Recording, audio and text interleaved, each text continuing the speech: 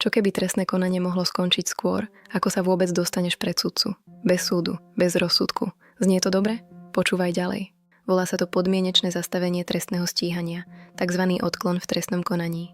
Nie je to klasický trest, skôr šanca výjsť z toho inak. Vzťahuje sa na menej závažné prečiny, v praxi na mnohé prípady pestovania, držby menšieho množstva alebo drobného dílerstva. V prvej časti sme hovorili o podmienečnom treste odňatia slobody. Ten ukladá sudca na konci súdneho konania. Tu rozhoduje prokurátor. Ešte pred súdom. Skúšobná doba je rovnaká, 1 až 5 rokov. Ale iný hráč, iná fáza. Ale pozor, prokurátor to môže urobiť, len ak dáš súhlas a zároveň vyhlásíš, že si spáchal ten skutok. Toto nie je len formalita, je to kvázi priznanie, ktoré zostáva v spise. Ak by prokurátor konanie neskôr obnovil, toto vyhlásenie tam stojí. Pred akýmkoľvek krokom preto radšej konzultuj s niekým skúseným. Počas skúšobnej doby musíš žiť riadnym životom. Prokurátor ti môže pridať konkrétne obmedzenia alebo povinnosti, napríklad zdržať sa užívania drog, podrobiť sa liečeniu či nahradiť škodu.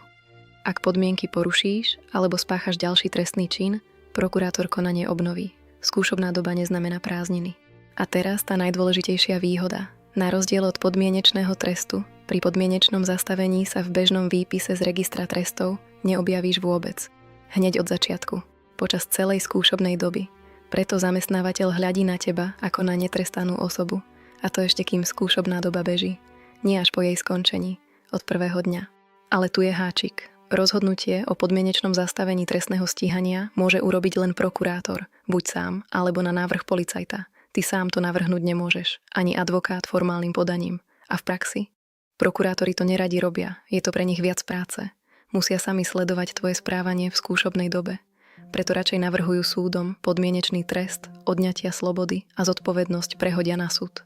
Naše záverečné hodnotenie? Na papieri to vyzerá výborne, avšak v praxi je ťažko dosiahnuteľné. Nespoliehaj sa na to preventívne. Ale ak ťa niekto skúsený zastupuje, môže aspoň neoficiálne prokurátora osloviť. My by sme sa o to v tvojom mene určite pokúsili. Ak ti toto video pomohlo, daj like a pošli ďalej. Možno to niekoho zachráni od zbytočnej paniky.